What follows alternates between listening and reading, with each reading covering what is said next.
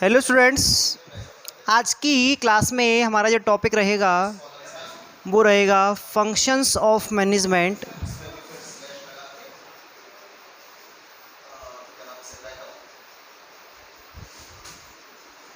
Last class में अपन discuss कर चुके हैं इस बारे में कि मैनेजमेंट एक प्रोसेस होती है और उस प्रोसेस में ढेर सारे फंक्शंस होते हैं। ये सारे के सारे फंक्शन एक प्रोसेस के अंदर परफॉर्म किए जाते हैं सिस्टमेटिक, तो इसलिए इसको हम एक मैनेजमेंट प्रोसेस बोलते हैं। इसके अंदर जो फंक्शंस हैं मैनेजमेंट के, उनको हम टू पार्ट्स में डिवाइड कर रहे हैं, main functions and subsidiary functions. Main functions के बारे में मैंने आपको कल ही बताया था, लास्ट क्लास में क्या बताया था कि जो हेनरी फेयोल है, उन हेनरी फेयोल ने सबसे पहले जो मैनेजमेंट के 4 मेजर फंक्शन बताए थे उनको मेन फंक्शन माना गया है। और उनमें एक और मैंने आपको जोड़ा था, वो था कोऑर्डिनेशन। कोऑर्डिनेशन कोई सेपरेट फंक्शन नहीं है। जैसे ही आप मैनेजमेंट प्रोसेस को शुरू करेंगे, जैसे ही आप प्लानिंग शुरू करेंगे, आपको साथ में कोऑर्डिनेशन भी शुरू करना है। क्लियर? यानी कि जब भी हम किसी स्पेसिफिक फंक्शन को परफॉर्म करेंगे, किसी विशेष काम को करेंगे, हम नियोजन करेंगे तो फिर क्या करेंगे, कोऑर्डिनेशन करेंगे, समन्वय करेंगे साथ में। हम अगर डायरेक्शन देंगे तो हमें साथ में समन्वय करना पड़ेगा। तो बहुत सारी चीज़ें हैं, उन सबके साथ ये चलता ही है, तो इसलिए इसको हम साथ में रखने वाला फंक्शन मानेंगे। ठीक है, तो सबसे पहले हम डिस्कस कर रहे हैं मेन फंक्शंस के बारे में। और मेन फंक्शंस में सबसे पहले आता है आपका प्लानिंग। प्लानिंग को हिंदी में बोला जाता है नियोजन। नियोजन क्या है? नियोजन का मतलब होता है to make plan. Simple meaning में अगर मैं ये कहूँ कि प्लानिंग क्या है, तो प्लानिंग का मतलब होता है योजना बनाना, कि किसी भी काम को जो हम फ्यूचर में करने वाले हैं वो कब, कहाँ, कैसे, किस प्रकार किया जाएगा, उस चीज़ का डिटर्मिनेशन, उस चीज़ का निर्धारण हम प्रेजेंट में कर रहे हैं, आज कर रहे हैं, तो वो हमारी प्लानिंग मानी जाएगी। क्लियर? यानी कि इसके अंदर हम डिस्कस करते हैं किसके बारे में, what to do, how to do it, इसके अलावा व्हेन टू डू इट, इसके अलावा who is to do it. तो ये सारी चीज़ें, ये सारे के सारे जो क्वेश्चन अपन ने लिखे हैं, ये सारे के सारे आज हम डिटरमाइन कर रहे हैं, इन सब का निर्धारण कर रहे हैं, वो हमारा क्या है, नियोजन माना जाएगा, प्लानिंग माना जाएगा। व्हाट टू डू, क्या करना है, यानी कि जो आपको काम करना है फ्यूचर में, उसको हम आज क्या कर रहे हैं, डिसाइड कर रहे हैं। हाउ टू डू, किस प्रकार करना है। इसके अलावा व्हेन टू डू, कब करना है। और हु इज़ टू डू, किसके द्वारा किया जाएगा।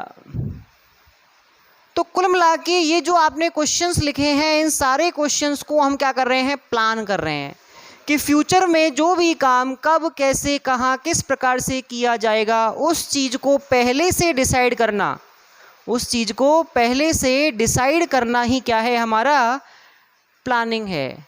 तो प्लानिंग का अगर हम सिंपल डेफिनेशन देखें तो क्या होगा कि planning is deciding in advance. नियोजन अग्रिम रूप से यह निर्णय लेना होता है, यह निश्चय करना होता है that what to do, how to do it, when to do it and who is to do it. कि कोई कार्य जो है अपन को क्या करना है, वो कैसे होगा, वो किस प्रकार होगा, कौन करेगा, कब करेगा, इन सारी चीज़ों को अगर हम पहले डिसाइड कर रहे हैं तो वो हमारा प्लानिंग कहा जाएगा। क्लियर? अब अगर मैं इसको मैनेजमेंट फंक्शन मान रहा हूँ तो सीधी सी बात है कि इसका कहीं ना कहीं बिजनेस से रिलेशन भी होगा। तो अगर हम एक बिजनेस मैनेजमेंट की बात करें तो मैंने आपको बताया था कि एक जो ऑर्गेनाइजेशन होता है उसमें स्टैंडर्ड लेवल्स जो होते हैं वो कितने होते हैं, 3 लेवल्स होते हैं। एक होता है टॉप लेवल, एक होता है मिडिल लेवल और एक होता है लोअर लेवल। इन तीनों लेवल्स पे जो मैनेजर काम करेंगे वो तीनों ही मैनेजर क्या करते हैं, प्लानिंग करते हैं। मैंने आपको बताया था मैनेजमेंट का मतलब होता है दूसरों से काम करवाना, और दूसरे काम कब करेंगे, जब हमारे माइंड में पहले से एक प्लानिंग सेट हो, तो वो प्लानिंग हमको करनी पड़ेगी, क्योंकि सेम टाइम पे तो हम केवल गाइडेंस देंगे कि आपको ये काम करना है, तो प्लानिंग हमारे लिए टाइम पर जिस टाइम पे वो काम किया जाएगा उस टाइम पे वो हमारे लिए एज ए गाइडेंस ही काम आएगी। तो जो कंपनी होती है उसके अंदर टॉप लेवल मैनेजर जो होते हैं वो बेसिक या मोस्ट इम्पॉर्टेंट जो आपकी क्या होती हैं प्लानिंग होती हैं, उनका डिसीजन लेते हैं कि वो प्लान किस तरह के बने, क्या हो क्या नहीं हो। क्लियर? यानी कि जो आपकी मोस्ट इम्पॉर्टेंट इंस्टीट्यूशनल पूरे ऑर्गेनाइजेशन को संभाल कर जो सबसे बड़ी प्लानिंग की जाती है वो करता है कौन? टॉप लेवल करता है। मिडिल लेवल जो होता है इसमें आते हैं डिपार्टमेंट्स, तो हर डिपार्टमेंट का हेड अपने डिपार्टमेंट से रिलेटेड प्लानिंग बनाता है। और लोअर लेवल में आते हैं आपके कौन? Operational manager. ऑपरेशनल मैनेजर कौन से होते हैं? जिनका काम डे टू डे ऑपरेशन से रिलेटेड होता है, मतलब दिन भर काम करेंगे वो किसके साथ, क्योंकि इनके नीचे लेबर काम कर रही है, और जो लेबर है ये डेली काम करेगी, तो इनको डेली गाइडेंस देना, इनकी डेली मॉनिटरिंग करना, इनके कामों में डेली करेक्शन करना, ये सारे काम किसके रहेंगे? ये लोअर लेवल मैनेजर्स के रहेंगे। ठीक है, तो उससे रिलेटेड जो प्लानिंग होगी वो ये करेगा। मतलब कि जो कोई भी मैनेजर है चाहे वो तीनों लेवल्स पे ही है, हर अपने काम से रिलेटेड क्या कर रहा है? प्लानिंग कर रहा है। क्लियर? प्लानिंग जो होती है उसके अंदर डिसीजन मेकिंग भी शामिल होती है। मैं आपको बता दूं, अगर हम बात करें डिसीजन मेकिंग की, तो डिसीजन मेकिंग इन्वॉल्व होती है प्लानिंग के अंदर। डिसीजन मेकिंग क्या होती है? Decision making is a selection process. Selection process का मीन क्या होता है कि भाई ऑप्शंस, अगर मान लो आप एक गारमेंट शॉप पर जाते हो और उस गारमेंट शॉप पर आपको ढेर सारे फैशन के, ढेर सारे डिज़ाइन के, ढेर सारी वैरायटीज़ मिलती हैं, तो आपको थोड़ा सिलेक्शन करना कॉम्प्लेक्स हो जाएगा, कठिन हो जाएगा। और अगर हम गए मान लो किसी ऐसी दुकान पे जहाँ से हमको स्कूल यूनिफॉर्म परचेज़ करना है, तो यूनिफॉर्म तो एक ही कलर डिज़ाइन का होता है, तो वहाँ पर आपको सिलेक्शन करने में ज़्यादा टाइम नहीं लगेगा, ज़्यादा एफर्ट्स नहीं लगेंगे। लेकिन जब ऑप्शंस ज़्यादा होते हैं तो डिसीजन मेकिंग करना पड़ता है। सपोज़ दैट आपको कहीं घूमने जाना है, तो आपको घूमने का एक प्लेस सोचना पड़ेगा कि मैं कहाँ पर घूमने जाऊँ, लेकिन पता चला कि हमें हमारी कुलदेवी के मंदिर ही जाना है, तो वो फिक्स है, वहाँ पे डिसीजन की कोई बात ही नहीं है, आपको सपरिवार वहीं पधारना पड़ेगा। क्लियर समझ में आ रहा है? तो ऑप्शंस जहाँ होते हैं वहाँ सिलेक्शन होता है। एक स्कॉलर हैं गोइज। गोइज क्या बोलते हैं? गोइज ये कहते हैं कि जो प्लानिंग होता है वो एक सिलेक्शन प्रोसेस है। क्या है? वो एक सिलेक्शन प्रोसेस है। सिलेक्शन प्रोसेस क्यों है? क्योंकि जो प्लानिंग की प्रॉब्लम है, ध्यान रखेंगे हम, जो प्लानिंग की प्रॉब्लम है वो केवल तभी आपके सामने आती है जब आपके पास किसी काम को करने के बहुत सारे अल्टरनेटिव ऑप्शंस होते हैं, बहुत सारे विकल्प होते हैं। तो जैसे अपन सिलेक्शन कैसे करते हैं कि मेरे पास 5 तरह के ऑप्शंस हैं, अब मैं इनमें से किस ऑप्शन को सेलेक्ट करूं, तो आपने इसको सेलेक्ट किया, ये आपका डिसीजन भी है और ये आपकी प्लानिंग भी है, क्योंकि फ्यूचर में आप इसी पर अपनी सारी की सारी क्या लगाने वाले हो? पावर लगाने वाले हो। क्लियर समझ में आ गया? तो एक ऑर्गेनाइजेशन के अंदर भी क्या होता है, जो मैनेजर्स होते हैं वो अपने रिसोर्सेज को इस तरह से प्लान करते हैं जिससे उनका ऑप्टिमम यूटिलाइजेशन हो। वो पूरी प्लानिंग के थ्रू ही क्या करते हैं, अपने सबऑर्डिनेट्स को क्या करेंगे? डील करेंगे, अपने सबऑर्डिनेट्स को गाइड करेंगे, और फिर वो ये भी देखेंगे कि उनके जो काम है वो प्लानिंग के अकॉर्डिंग हो रहे हैं या नहीं। यानी कि हमारा पूरा का पूरा मैनेजमेंट प्रोसेस ही किससे स्टार्ट होता है? प्लानिंग से होता है। आप अगर ऑर्गेनाइजिंग की बात करें, अगर आप स्टाफिंग की बात करें, अगर आप डायरेक्टिंग की बात करें, तो और जो फंक्शंस हैं सारे के सारे जो प्लानिंग के बाद वाले हैं, वो सारे बिना प्लानिंग के पॉसिबल ही नहीं हैं। आपको बिना प्लानिंग के ये नहीं पता होगा कि हमें एम्प्लॉयज़ को कैसे मोटिवेट करना है। आपको बिना प्लानिंग के ये नहीं पता होगा कि गाइडेंस देने का तरीका क्या होगा। आपको बिना प्लानिंग के ये पता नहीं होगा कि किस पोस्ट पे कौन कौन से अथॉरिटीज़ रखी जाएं, कौन सा बंदा किस चीज़ के लिए रेस्पॉन्सिबल होगा, कौन सा रिसोर्स कहाँ पर काम आएगा। अगर मान लो कल को हमारे यहाँ एक प्रॉब्लम क्रिएट होती है कि हमारे यहाँ रिसोर्सेज कम हो गए, तो उनको हम कहाँ से जुटाएंगे। तो ये सारी की सारी चीज़ें जो होती हैं वो एक मैनेजर करता है। तो इस सारी की सारी प्लानिंग के अंदर ही आपकी पूरी मैनेजमेंट छुपी होती है और इसी के अपन गाइडेंस से क्या करते हैं, मैनेजमेंट करते हैं। क्लियर। अब अगर अपन बात करें कि एक ऑर्गेनाइजेशन के अंदर कौन कौन सी प्लानिंग की जाती है, तो प्लानिंग के कुछ फैक्टर्स हैं, मैं आपको बता रहा हूँ। प्लानिंग में सबसे पहले आते हैं आपके ऑब्जेक्टिव्स। मैंने आपको बताया था अभी अभी, planning is deciding in advance. Advance का मतलब होता है काम तो बाद में होगा, हम पहले क्या कर रहे हैं, डिसाइड कर रहे हैं। तो मैं आपको बता दूं, जो ऑब्जेक्टिव होते हैं, जो उद्देश्य होते हैं, वो हमेशा काम को करने से पहले ही क्या होते हैं, निर्धारित होते हैं। और काम को करने से पहले जो चीज़ भी अपन डिसाइड कर रहे हैं वो सब की सब क्या है, प्लानिंग है। क्लियर समझ में आ रहा है आपको। तो ऑब्जेक्टिव्स क्या होते हैं, हमारे प्लानिंग का ही एक पार्ट होते हैं। इसके अलावा अगर मैं बात करूँ पॉलिसीज़ की, पॉलिसी को हिंदी में बोलते हैं नीति। नीति जो होती है किसी कंपनी में किसी काम को करने से रिलेटेड, नीति पॉलिसी उस टाइप की एक प्लानिंग है जो आपके मैनेजर्स को क्या करेगी, गाइड करेगी, उनको डिसीजन लेते समय गाइडेंस देगी कि आपको कोई काम कैसे करना है।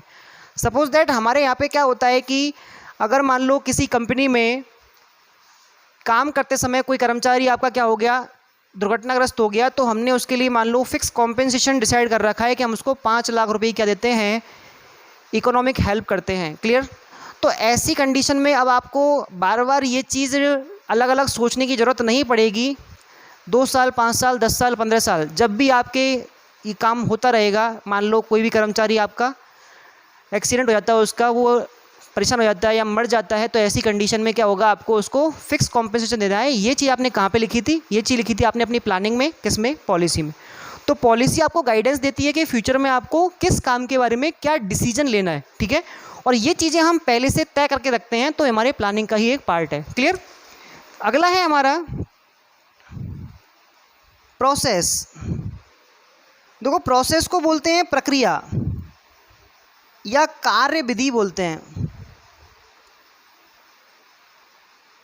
प्रोसेस जो होती है वो काम के बारे में आपको गाइडेंस देगी कि कोई काम कैसे किया जाएगा। और सीधी सी बात है, जब भी हम कोई काम करते हैं तो उसका प्रोसेस पहले से क्या होता है, तय होता है, यानी कि वो पहले से कैसा है, प्लान्ड है। तो बिजनेस के अंदर भी, फर्म के अंदर भी जितने भी काम किए जाएंगे, उन सारे कामों को करने के लिए पहले से ही हर काम की एक प्रोसेस सेट कर ली जाती है और उसी का गाइडेंस देकर हम क्या करते हैं, एम्प्लॉयज़ से वो काम करवाते हैं। तो ये आपका क्या हो गया, एक प्लानिंग हो गया। इसके अलावा अगर हम बात करें हम बजट की, बजट क्या होता है, बजट भी अपने आप में एक प्लान है। आपने सुना होगा कि सेंट्रल गवर्नमेंट जो होती है, जो स्टेट गवर्नमेंट होती है, वो हर साल में क्या करती है, एनुअल बजट पास करती है। और वो बजट जो पास करती है उसमें फ्यूचर की प्रोग्राम्स होते हैं कि आपको फ्यूचर में क्या किया जाएगा, हम कौन से किस सेक्टर में कितना कैपिटल लगाने वाले हैं, कितना हम ग्रोथ करने वाले हैं। तो ये जो बजट होता है एक तरह से ये अपना एक मॉनेटरी प्लान है।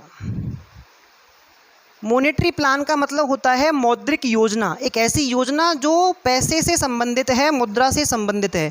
और इस चीज़ के बारे में हम काम को करने से पहले ही डिसीजन लेते हैं, तो ये आपका बजट भी क्या होगा, प्लानिंग के अंदर ही आएगा। इसके अलावा होता है प्रोग्राम। प्रोग्राम को हिंदी में बोलते हैं कार्यक्रम। ये भी बजट प्लानिंग का आपका एक पार्ट है। प्रोग्राम का मतलब होता है कि कोई भी काम कब, कैसे, कहाँ, कैसे, किस प्रकार किया जाएगा।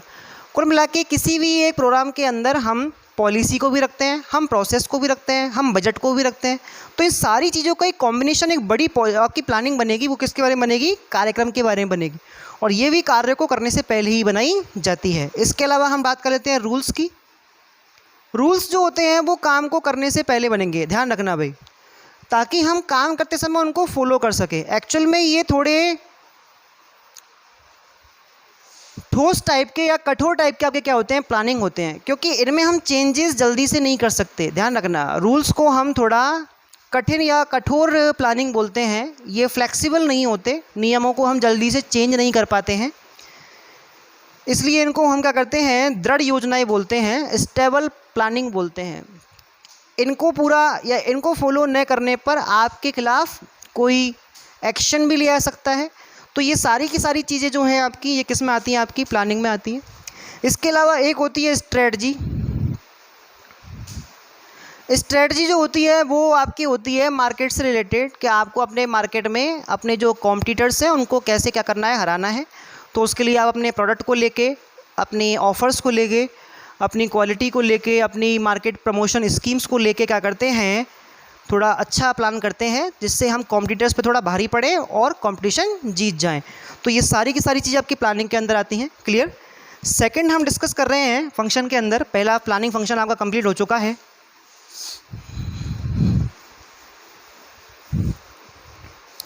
सेकंड फंक्शन है आपका ऑर्गेनाइजिंग।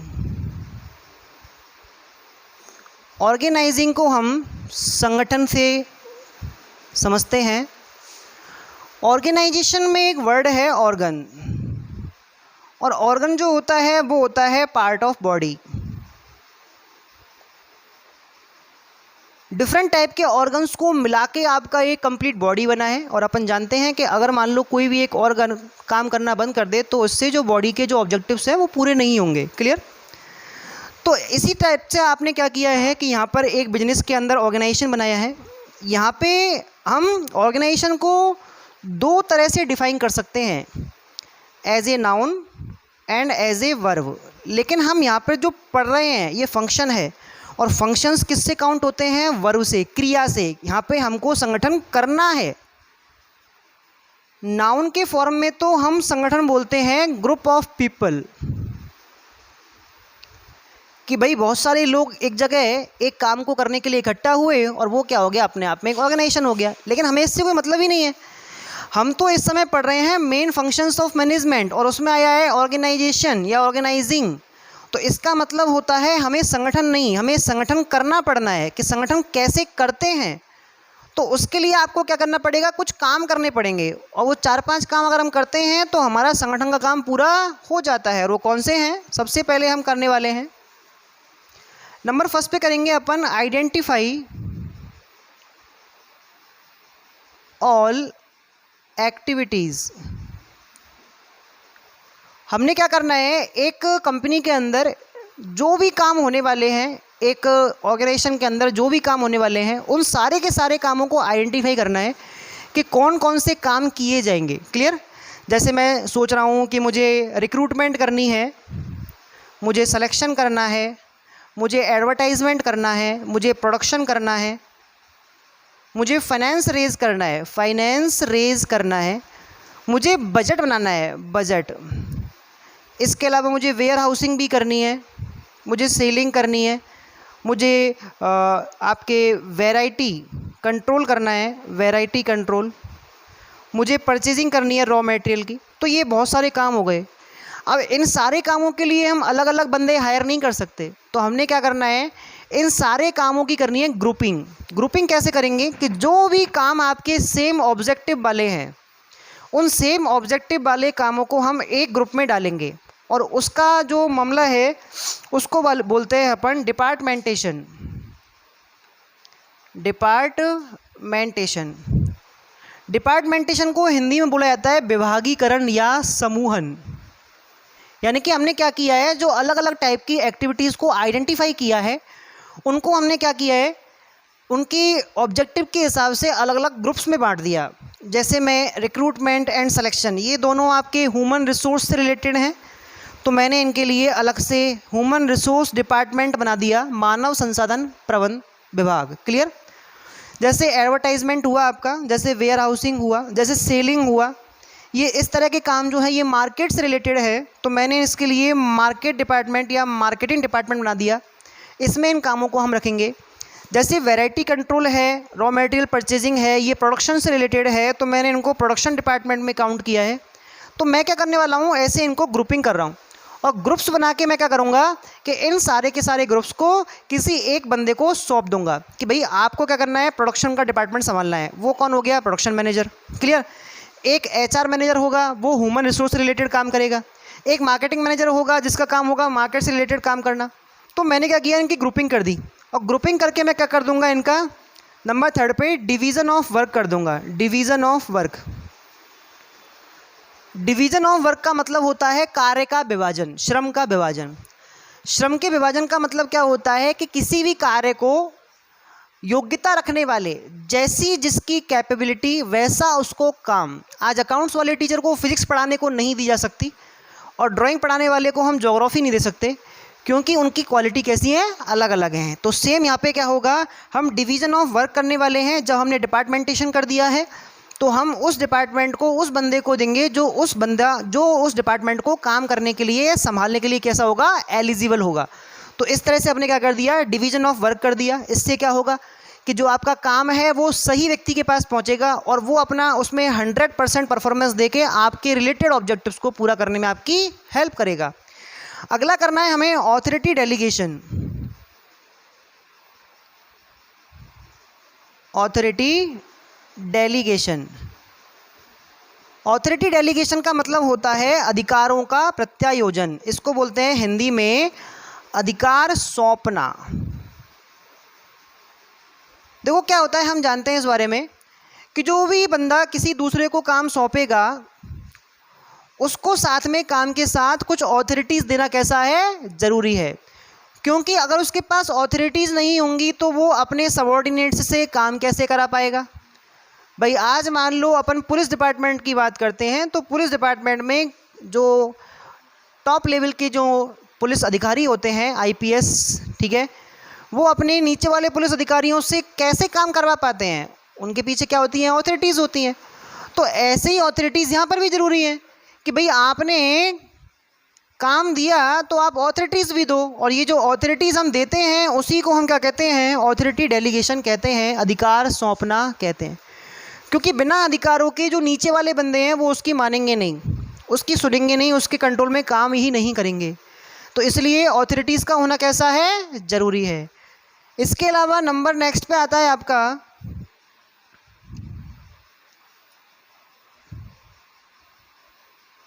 एलोकेशन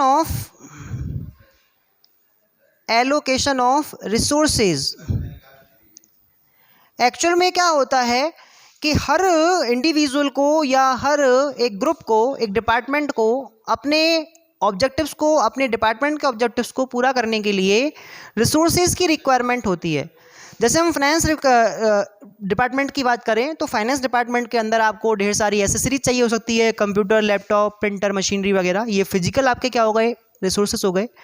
इसके अलावा इनको कैशियर चाहिए हो सकता है, क्लर्क चाहिए हो सकता है, तो ये क्या हो गई, मैन पावर हो गई। तो इस तरह के रिसोर्सेज जहाँ जहाँ जिस तरह से उनकी रिक्वायरमेंट है उस तरह से उनको दिए जाएंगे। इसको हम एलोकेशन ऑफ रिसोर्सेज बोलते हैं। एंड लास्ट है determination of mutual relations. Actual में क्या होता है कि जब भी कोई नया बंदा किसी कंपनी को ज्वाइन करता है तो उसको ये पता होना चाहिए कि मेरा सुपीरियर कौन है और मेरा सबॉर्डिनेट कौन है। सपोज दैट यहाँ पे एक बंदा है बी को एक पोस्ट पे हायर किया गया किसी कंपनी के द्वारा, तो उसको पता होना चाहिए कि मेरे ऊपर ए है और मेरे नीचे सी है। क्यों? क्योंकि भाई अगर इसको ये पता नहीं होगा तो वो किससे तो सारे ऑर्डर लेगा और किसको क्या करेगा, ऑर्डर देगा। तो इससे कन्फ्यूजन क्रिएट होता है। अगर मान लो अब बी को ये पता है, ये क्लियर है कि मेरा जो रिलेशन है वो इन दो लोगों से है, एक मेरा सबॉर्डिनेट है और एक मेरा सुपीरियर है, तो इसको काम करने में दिक्कत नहीं आएगी। ये तुरंत ही टाइम से अपने ऑर्डर कंप्लीट कर पाएगा और तुरंत ही अपने सबॉर्डिनेट से उनके काम की रिपोर्ट्स ले पाएगा। तो इससे क्या होगा, जो काम है वो कैसा रहेगा, बिल्कुल सही चलेगा। तो इसलिए अपन ये मानते हैं कि जो आपका ये ऑर्गेनाइजेशन बनाया जाता है वो ऑर्गेनाइजेशन कंपनी के ऑब्जेक्टिव्स को पूरा करने के लिए कैसा है, एक ज़रूरी आइटम है। इसको हम ऑर्गेनाइजेशनल स्ट्रक्चर बोलते हैं, ऑर्गेनाइजेशनल स्ट्रक्चर। ऑर्गेनाइजेशनल स्ट्रक्चर जो होता है उसी के अंदर हम ये डिसीजन लेते हैं कि कौन सा जो बंदा है वो ऊपर रहेगा, अपर पोस्ट पे रहेगा, सुपीरियर बनेगा, कौन सा सबॉर्डिनेट बनेगा। उनकी अलग अलग क्वालिटीज़ होती हैं, अलग अलग पोस्ट्स होती हैं, अलग अलग ऑथोरिटीज़ होती हैं, अलग अलग उनकी फैसिलिटीज़ होती हैं। तो वो सारी की सारी चीज़ें जो अपन डिसीजन लेते हैं वो अपन किसके अंदर लेते हैं, ऑर्गेनाइजेशन के अंदर। इसमें एक स्ट्रक्चर बनाया जाता है और उसमें सारी की सारी पोस्ट को जमाया जाता है। इनको भरने का काम, इन पोस्ट को भरने का काम हम नेक्स्ट काम में करेंगे। कब? स्टाफिंग के अंदर, जब हम स्टाफिंग पढ़ेंगे। क्योंकि स्टाफिंग से ही क्या होगा, वो सारी पोस्ट जो है उनके लिए रिक्वायर्ड क्वालिटीज एंड स्किल्स वाले जो बंदे हैं मार्केट से हम ढूंढेंगे और उनको एज ए एम्प्लॉय हम क्या करेंगे, अपॉइंट करेंगे। क्लियर समझ में आ गया? तो जो आपका ऑर्गेनाइजेशनल स्ट्रक्चर है इसके बिना तो पोस्ट ही पता नहीं चलेगी। क्योंकि बिना ऑर्गेनाइजेशनल स्ट्रक्चर के जब पोस्ट पता नहीं चलेगी तो हम कैसे उस पर किसी को अपॉइंट कर सकते हैं। तो इसीलिए क्या होगा कि इसको जो स्कॉलर्स हैं उन्होंने क्या कहा है, बैकबोन कहा है, बैकबोन। अगर हम ऑर्गेनाइजेशन की बैकबोन कहें, जैसे हमारी बॉडी में एक बैकबोन होती है, रीढ़ की हड्डी होती है, उसी पे हमारी जो लाइफ है, हम खड़े हुए हैं, हम बैठ सकते हैं इजी वे में। अगर ये टूट जाए तो हमारी जो लाइफ है वो बर्बाद हो जाएगी एक तरह से, हम कोई भी काम ढंग से नहीं कर पाएंगे। सेम यहाँ पर है, अगर मान लो मैं इस स्ट्रक्चर को हटा दूँ यहाँ पे कुछ भी पता नहीं चल रहा कौन टॉप है, कौन मिडिल है, कौन लोअर है, तो ऐसी कंडीशन में वहाँ पे काम कैसे होगा। इसलिए हमने क्या करना है, स्ट्रक्चर पहले बनाना है और इस स्ट्रक्चर के हिसाब से ही पोस्ट जमाने हैं और उन पर उन्हीं क्वालिटीज़ के क्या करने हैं, बंदे बैठाने हैं, तब जाके हमारा काम कैसा होगा, बिल्कुल सही चलेगा। क्लियर समझ में आया। तो इसलिए अपन समझ पा रहे हैं क्या ऑर्गेनाइजिंग जो होता है उसके अंदर अपन संगठन करते हैं, करते कैसे हैं, इसके लिए हमको ये 6 काम करने हैं। पहला करना है आइडेंटिफाई ऑल एक्टिविटीज़, कि जो भी काम हम करने वाले ऑर्गेनाइजेशन के अंदर, चाहे वो रिक्रूटमेंट है, चाहे वो मार्केटिंग है, सबका हमें क्या करना है, पहचान करनी है, आइडेंटिफाई करना है कि कौन कौन से काम हमारी संस्था में होंगे। क्लियर। दूसरा फिर हम डिपार्टमेंटेशन करेंगे। डिपार्टमेंटेशन कैसे करते हैं कि जो जो काम आपके सेम ऑब्जेक्टिव वाले हैं उनको एक ग्रुप में डाल दो। क्लियर।